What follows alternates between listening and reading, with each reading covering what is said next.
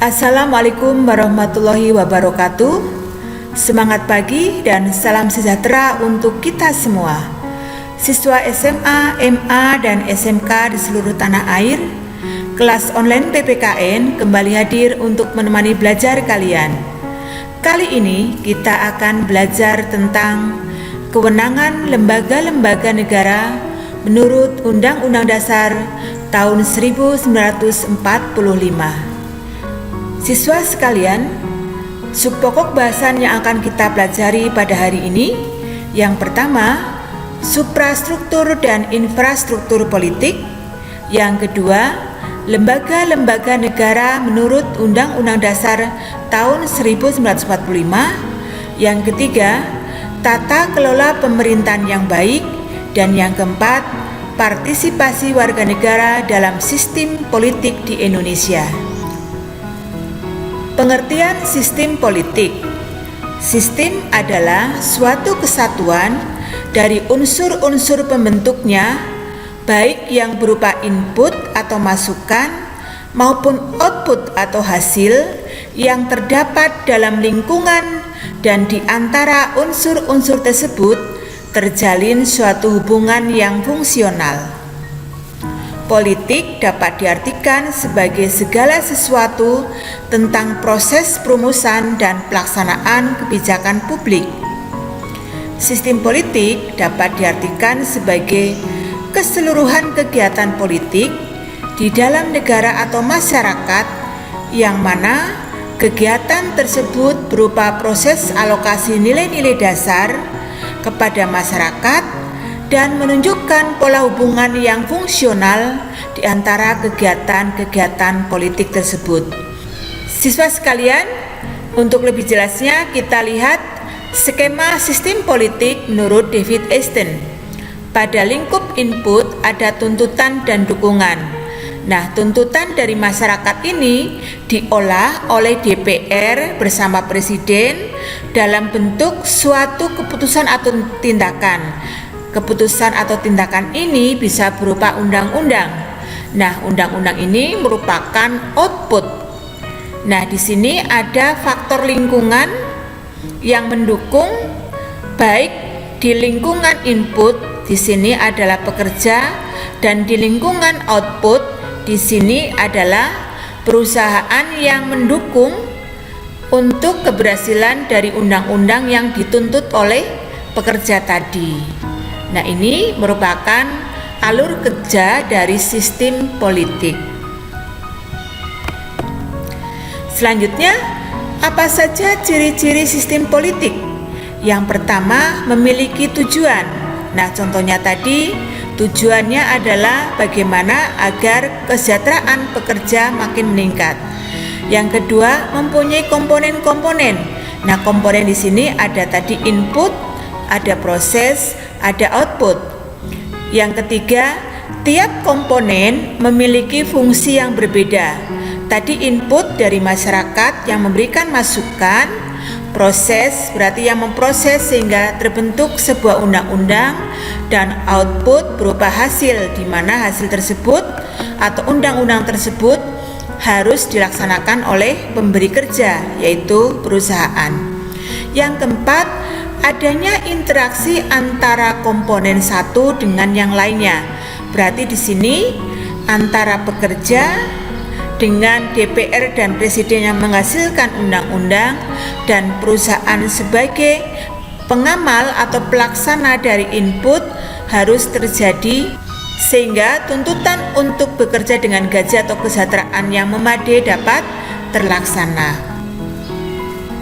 Yang kelima, adanya kekuasaan untuk mengatur komponen baik di dalam sistem maupun di luar sistem. Yang keenam, adanya kebudayaan politik atau prinsip sebagai tolak ukur dalam pengembangan sistem tersebut. Berarti di sini harus ada keterbukaan dari perusahaan agar undang-undang dapat terlaksana dengan baik sehingga pekerja dapat bekerja secara maksimal. Nah, itu contoh alur kerja dari sistem politik dilihat dari ciri-ciri sistem politik. Selanjutnya, agar dapat berjalan, sistem politik dalam suatu negara memerlukan struktur politik. Struktur politik merupakan cara untuk melembagakan hubungan antara komponen yang membentuk bangunan politik suatu negara supaya terjadi hubungan yang fungsional. Struktur politik terdiri atas kekuatan, yang pertama, infrastruktur politik, dan yang kedua, suprastruktur politik. Kita bahas satu persatu. Yang pertama yaitu infrastruktur politik. Infrastruktur politik adalah kelompok-kelompok kekuatan politik dalam masyarakat yang turut berpartisipasi secara aktif. Ada 4 klasifikasi infrastruktur politik, yaitu yang pertama, partai politik, yaitu organisasi politik yang dibentuk oleh sekelompok warga negara Indonesia secara sukarela atas dasar persamaan kehendak dan cita-cita untuk memperjuangkan kepentingan anggota, masyarakat, bangsa, dan negara melalui pemilu. Pendirian partai politik biasanya didorong oleh adanya persamaan kepentingan, cita-cita politik, atau persamaan keyakinan keagamaan. Nah, siswa sekalian tentunya mengenal berbagai partai politik di Indonesia yang didirikan atas dasar persamaan kepentingan, persamaan cita-cita politik, atau persamaan keyakinan keagamaan. Klasifikasi infrastruktur politik yang kedua yaitu kelompok kepentingan atau interest group. Kelompok kepentingan yaitu kelompok yang mempunyai kepentingan terhadap kebijakan politik negara. Kelompok kepentingan bisa menghimpun dan mengeluarkan dana dan tenaganya untuk melaksanakan tindakan yang biasanya di luar tugas partai politik. Untuk mewujudkan tujuannya, tidak menutup kemungkinan kelompok kepentingan dapat melakukan negosiasi dan mencari dukungan kepada masyarakat secara perorangan maupun kelompok.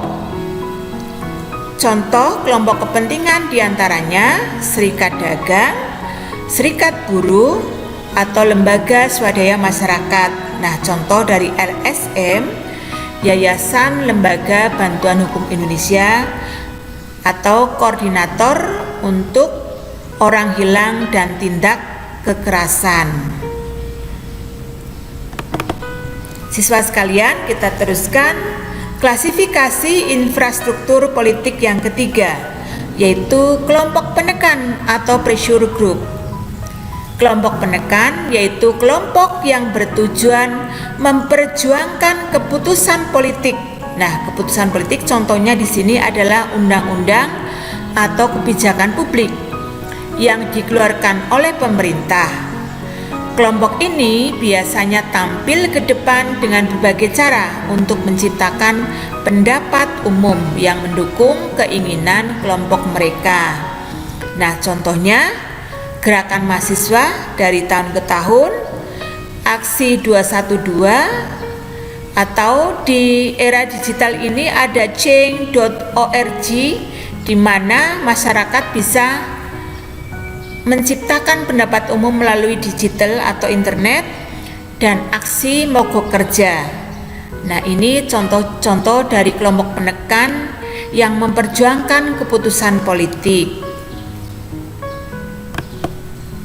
Dan yang keempat atau yang terakhir, klasifikasi infrastruktur politik yaitu media komunikasi politik, yaitu sarana atau alat komunikasi politik dalam proses penyampaian informasi dan pendapat politik baik terhadap pemerintah maupun masyarakat pada umumnya. Nah, sarana media komunikasi politik ini dapat berupa media cetak, majalah, buletin atau brosur, maupun elektronik, yaitu televisi, radio, atau internet. Nah, tentunya siswa sekalian mengenal betul ya bahwa media komunikasi politik di Indonesia itu saat ini dengan era keterbukaan sangat banyak. Oleh karena itu, siswa sekalian harus bisa memilah mana media komunikasi politik yang bisa kita jadikan panutan, atau yang valid, atau yang tidak diragukan kebenarannya. Nah, siswa sekalian, kita bahas selanjutnya suprastruktur politik. Suprastruktur politik merupakan mesin politik resmi di suatu negara dan penggerak politik yang bersifat normal. Dengan kata lain, suprastruktur politik merupakan gambaran pemerintah dalam arti luas yang terdiri atas lembaga-lembaga negara yang tugas dan peranannya diatur oleh konstitusi negara. Nah, kekuatan suprastruktur politik yang tergolong ke dalam lembaga tinggi negara Indonesia adalah Majelis Permusyawaratan Rakyat, Dewan Perwakilan Rakyat, Dewan Perwakilan Daerah, Presiden Wakil Presiden, Mahkamah Agung, Mahkamah Konstitusi, Komisi Yudisial, dan Badan Pemeriksa Keuangan. Untuk lebih jelasnya, lembaga-lembaga negara dalam sistem ketatanegaraan bisa digambarkan dalam skema berikut ini. Kita melihat Badan Pemeriksa Keuangan, Presiden, DPR, MPR, DPD, MA, MK, dan KY. Ini merupakan lembaga-lembaga negara yang merupakan suprastruktur politik dengan tugas dan kewenangan yang akan kita bahas berikut ini. Majelis Permusyawaratan Rakyat. Anggota MPR terdiri dari DPR dan DPD menurut pasal 2 ayat 1 Undang-Undang Dasar tahun 1945. Dengan susunan anggota MPR berjumlah 550 dari unsur DPR dan 4 orang kali jumlah provinsi dari unsur DPD. Nah, ini merujuk pada Undang-Undang Nomor 2 tahun 2003. MPR merupakan salah satu lembaga tinggi negara dalam sistem ketatanegaraan Republik Indonesia. Tugas dan wewenang MPR adalah mengubah dan menetapkan undang-undang dasar, melantik presiden, wakil presiden, dan hanya dapat memberhentikan presiden atau wakil presiden dalam masa jabatannya menurut Undang-Undang Dasar tahun 1945 pasal 3. Presiden dan wakil presiden dipilih langsung oleh rakyat dalam satu pasangan calon merujuk pada pasal 6A ayat 1 Undang-Undang Dasar tahun 1945. Kekuasaan presiden sebagai kepala pemerintahan menurut pasal 4 ayat 1 memegang kekuasaan pemerintahan. Pasal 5 ayat 1 mengajukan rancangan undang-undang kepada DPR. Pasal 5 ayat 2 menetapkan peraturan pemerintah. Pasal 11 ayat 2 membentuk suatu dewan pertimbangan yang bertugas memberikan nasihat dan pertimbangan kepada presiden. Selanjutnya, kekuasaan presiden sebagai kepala negara. Pasal 10 memegang kekuasaan tertinggi atas angkatan darat, angkatan laut, dan angkatan udara. Pasal 11 ayat 1 menyatakan perang, membuat perdamaian dan perjanjian dengan negara lain dengan persetujuan DPR. Pasal 11 ayat 2 membuat perjanjian internasional lainnya dengan persetujuan DPR. Pasal 14 ayat 1 memberi grasi dan rehabilitasi dengan memperhatikan pertimbangan Mahkamah Agung.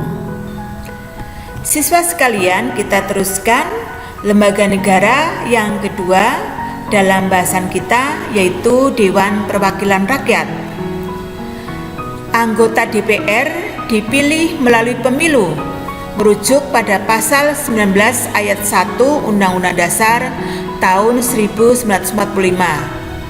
Fungsi DPR menurut pasal 20 ayat 1 Undang-Undang Dasar tahun 1945 meliputi fungsi legislasi, yaitu menyusun dan membahas rancangan undang-undang. Fungsi anggaran memberikan persetujuan atas rancangan undang-undang tentang APBN yang diajukan Presiden. Memperhatikan pertimbangan Dewan Perwakilan Daerah atas RUU tentang APBN dan RUU terkait pajak, pendidikan, dan agama. Fungsi pengawasan atas pelaksanaan undang-undang dan APBN oleh Presiden. Nah, di samping itu, Dewan Perwakilan Rakyat juga mempunyai hak yang diatur di dalam pasal 20 ayat 2, meliputi hak interpelasi, yaitu meminta keterangan kepada pemerintah mengenai kebijakan pemerintah yang penting dan strategis serta berdampak luas pada kehidupan bermasyarakat, berbangsa, dan bernegara. Hak angket melakukan penyelidikan terhadap pelaksanaan suatu undang-undang atau kebijakan pemerintah yang diduga bertentangan dengan peraturan perundang-undangan. Hak menyatakan pendapat terhadap kebijakan pemerintah atau mengenai kejadian luar biasa yang terjadi di tanah air atau di dunia internasional.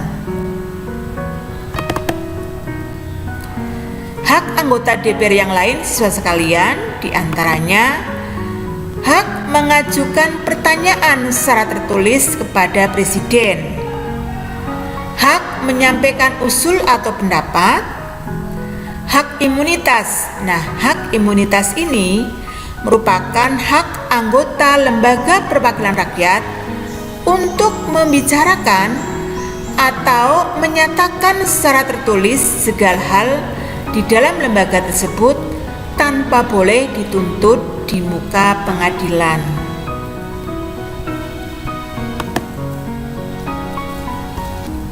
Siswa sekalian, kita teruskan lembaga negara sesuai dengan Undang-Undang Dasar 1945 yang ketiga, yaitu Badan Pemeriksa Keuangan. Badan Pemeriksa Keuangan merupakan lembaga yang bebas dan mandiri dengan tugas khusus untuk memeriksa pengelolaan dan tanggung jawab keuangan negara sesuai dengan pasal 23E ayat 1 Undang-Undang Dasar tahun 1945. Nah, hasil pemeriksaan BPK ini diserahkan kepada DPR, DPD, dan DPRD sesuai amanat pasal 23E ayat 2 Undang-Undang Dasar tahun 1945. Selanjutnya, siswa sekalian, lembaga negara yang sesuai dengan Undang-Undang Dasar tahun 1945 yaitu Mahkamah Agung. Mahkamah Agung merupakan lembaga negara yang memegang kekuasaan kehakiman di samping Mahkamah Konstitusi. Mahkamah Agung membawahi peradilan di Indonesia sesuai dengan amanat pasal 24 ayat 2 Undang-Undang Dasar tahun 1945. Sedangkan kekuasaan kehakiman itu merupakan kekuasaan merdeka untuk menyelenggarakan peradilan guna menegakkan hukum dan keadilan. Hal ini sesuai dengan amanat pasal 24 ayat 1 Undang-Undang Dasar tahun 1945. Kita teruskan pembahasan kita kepada Mahkamah Konstitusi. Mahkamah Konstitusi sesuai dengan pasal 24C ayat 1 Undang-Undang Dasar tahun 1945 mempunyai wewenang yang pertama, mengadili pada tingkat pertama dan terakhir undang-undang terhadap Undang-Undang Dasar tahun 1945. Yang kedua, memutus sengketa kewenangan lembaga negara yang kewenangannya diberikan oleh Undang-Undang Dasar tahun 1945. Yang ketiga, memutus pembubaran partai politik. Yang keempat, memutus perselisihan tentang hasil pemilu. Dan yang kelima, memberikan putusan atas pendapat DPR mengenai presiden dan atau wakil presiden sesuai dengan pasal 24C ayat 2 Undang-Undang Dasar tahun 1945. Beranggotakan 9 orang yang terdiri dari 3 orang diajukan oleh MA, 3 orang diajukan oleh DPR, dan 3 orang diajukan oleh Presiden. Siswa sekalian, kita bahas lembaga selanjutnya, yaitu Komisi Yudisial. Komisi Yudisial merupakan lembaga mandiri yang dibentuk Presiden atas persetujuan Dewan Perwakilan Rakyat. Hal ini sesuai dengan ketentuan dalam pasal 24B ayat 3 Undang-Undang Dasar tahun 1945. Komisi Yudisial berwenang mengusulkan pengangkatan Hakim Agung serta menjaga dan menegakkan kehormatan, keluhuran martabat dan perilaku hakim. Hal ini sesuai dengan pasal 24 ayat 1 Undang-Undang Dasar tahun 1945. Nah, siswa sekalian, kita bahas lembaga terakhir dalam sistem ketatanegaraan Republik Indonesia, yaitu Dewan Perwakilan Rakyat Daerah. Dewan Perwakilan Rakyat Daerah merupakan bagian keanggotaan MPR yang dipilih melalui pemilu dari setiap provinsi. Hal ini sesuai dengan pasal 2 ayat 1 Undang-Undang Dasar tahun 1945. DPD merupakan wakil-wakil provinsi.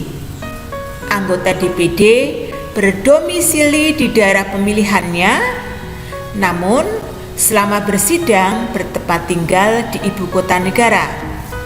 Hal ini sesuai dengan Undang-Undang Nomor 22 Tahun 2003. DPD berhak mengajukan rancangan undang-undang yang berkaitan dengan otonomi daerah dan yang berkaitan dengan daerah.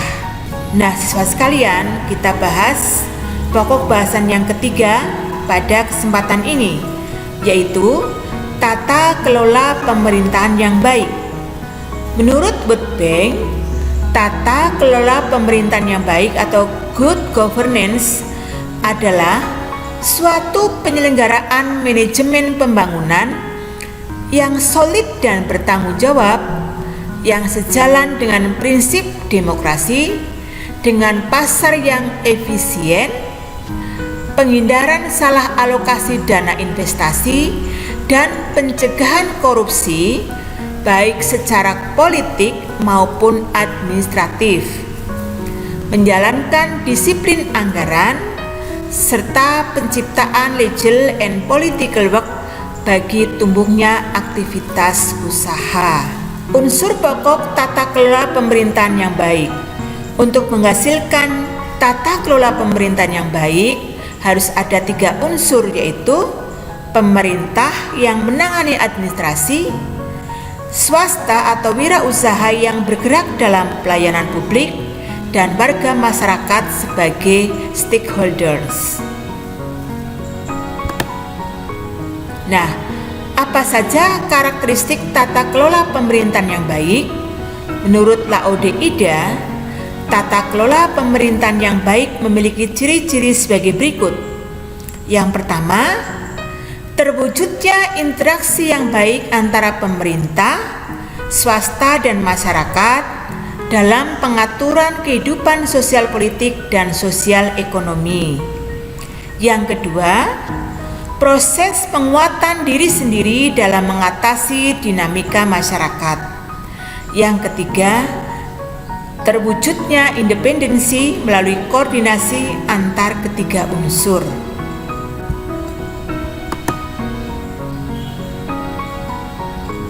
Nah, untuk mewujudkan tata kelola pemerintahan yang baik, diperlukan beberapa persyaratan sebagai berikut.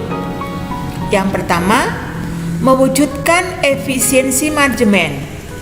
Yang kedua, mewujudkan akuntabilitas publik. Yang ketiga, tersedianya perangkat hukum yang memadai. Yang keempat, adanya aksesibilitas sistem informasi. Dan yang kelima, adanya transparansi dalam pembuatan kebijakan. Nah, siswa sekalian, kalau kalian ingin mengetahui kota mana di Indonesia yang sesuai dengan syarat-syarat di sini, kita bisa melihat kepada kota Surabaya. Siswa sekalian tentunya maklum karena Surabaya merupakan kota dengan predikat kota terbaik se-Asia Tenggara. Nah, silakan siswa sekalian bisa browsing kenapa Surabaya bisa menjadi kota terbaik tersebut.